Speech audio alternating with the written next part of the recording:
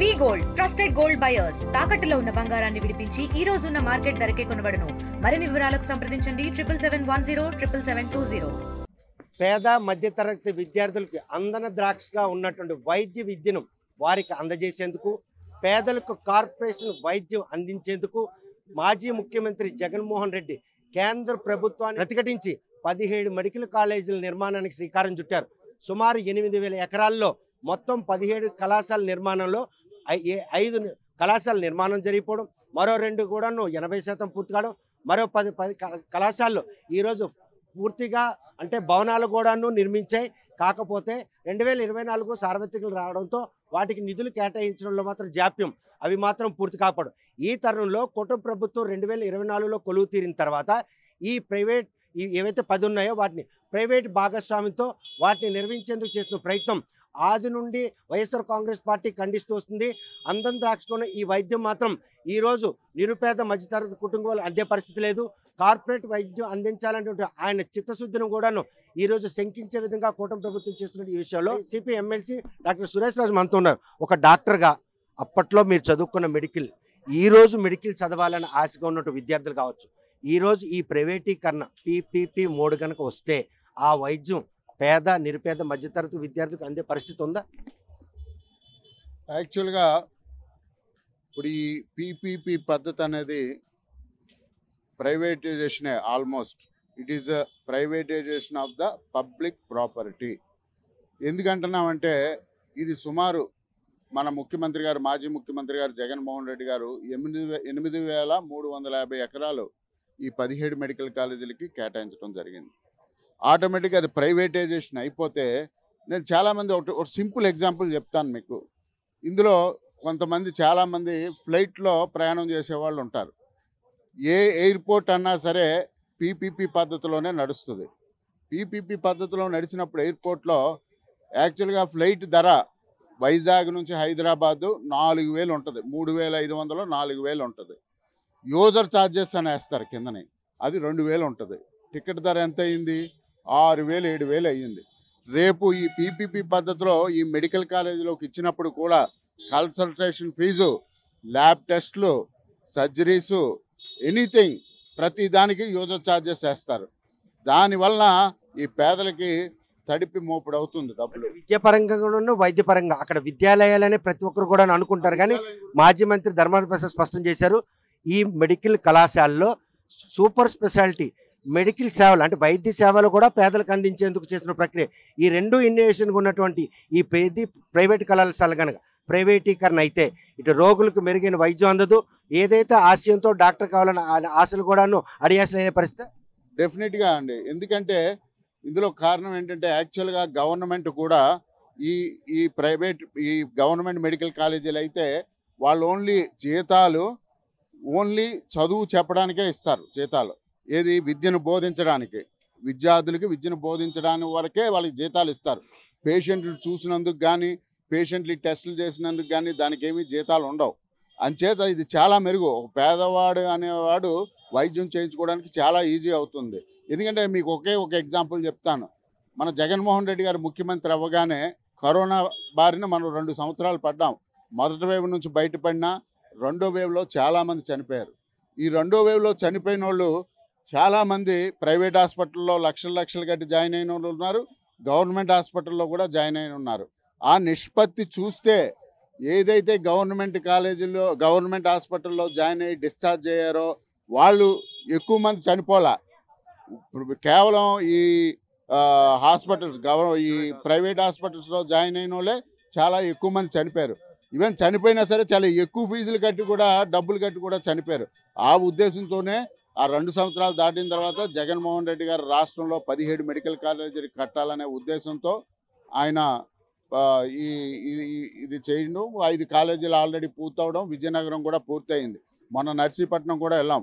నర్సీపట్నం యాక్చువల్గా ఒరిజినల్గా నర్సీపట్నం కాదు ఆ కాలేజీ, అనకాపల్లిలో పెడదామని చూశారు. తర్వాత మాలాంటి వాళ్ళు కొంతమంది వెళ్ళి వైజాగ్ అనకాపల్లి దగ్గరే కదండి, కొంచెం దూరం పెడితే బాగుంటుందంటే అప్పుడు నర్సీపట్నం జీవో రిలీజ్ చేసి అప్పుడు అక్కడ ఆ మెడికల్ కాలేజీ అనౌన్స్ చేయడం. అయినప్పుడు కూడా అక్కడ మెడికల్ కాలేజీ లేదని చెప్పి ఆ నియోజకవర్గం ఎమ్మెల్యే గాను ఏపీ సభాపతి ఆరోపించడం, ఆ పరిణామాలను దృష్టిలో పెట్టుకుని జగన్మోహన్ రెడ్డి పర్యటన మాత్రం కొనసాగి కొనసాగింది. ఎందుకంటే ఆ మెడికల్ కాలేజీ చూపిద్దాం, ఆ జీవో చూపిద్దాం అనే ఉద్దేశంతోనే ఆ పర్యటన చేయడం జరుగుతుంది. మీకు ఇంకోటి కూడా చెప్తాను దీనివల్ల.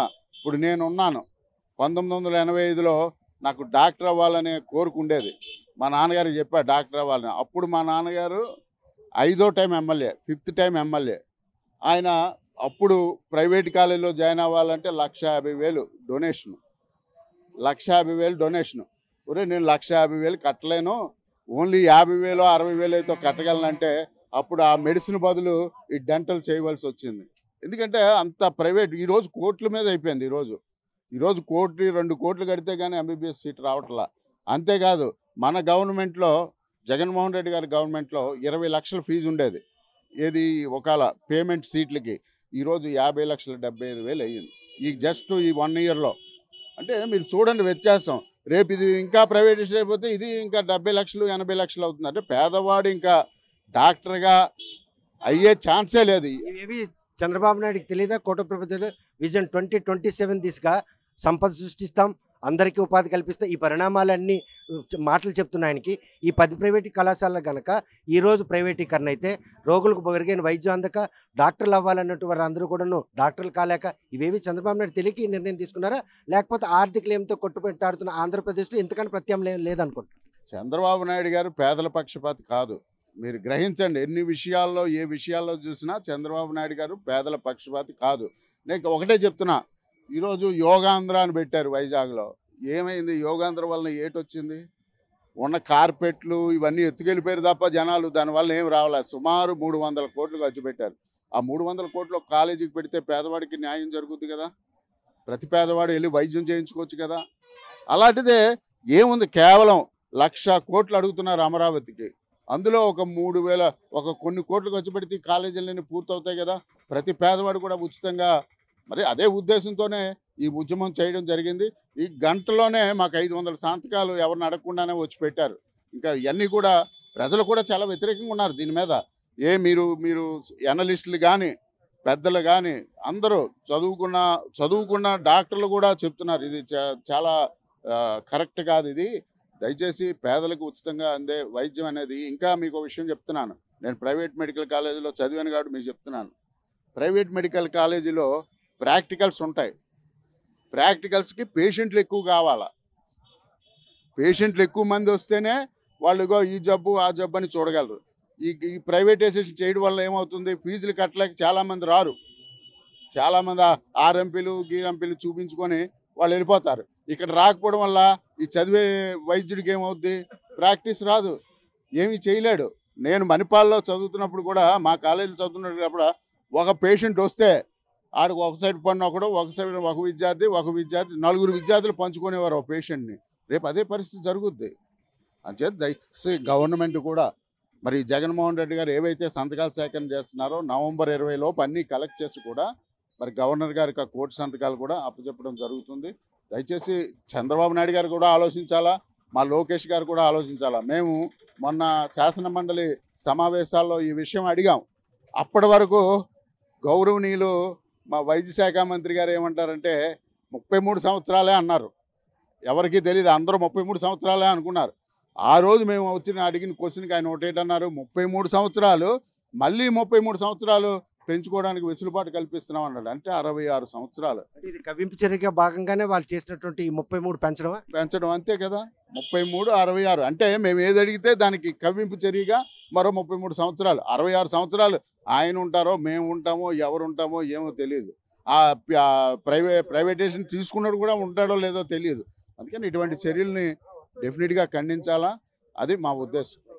కనుక సంపన్న కుటుంబంలో పుట్టి 5 పర్యాయాలు ఎమ్మెల్యే గెలిచినటువంటి తన తండ్రి ఆనాడే ఒక డాక్టర్ కావాలనే ఉద్దేశంతో ప్రైవేట్ సీట్ కొనాలని వెళ్తే 1,50,000 రూపాయలు.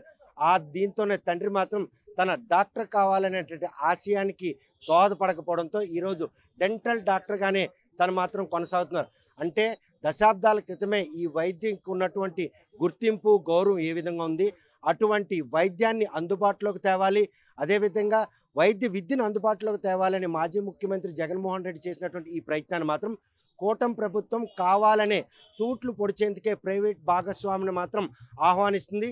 ఎట్టి పరిస్థితుల్లో కూడాను ఇది ప్రైవేటీకరణ కాకుండా తాము చేపడుతున్న ఉద్యమంలో ప్రజలే స్వచ్ఛందంగా వచ్చి ఈరోజు తమతో భాగస్వామ్యం అవుతున్నారు. కోటి సంతకాల సేకరణ విషయంలో మాత్రం ఊరు వాడా కూడాను ఎనలేని ఆదరణ లభిస్తుంది.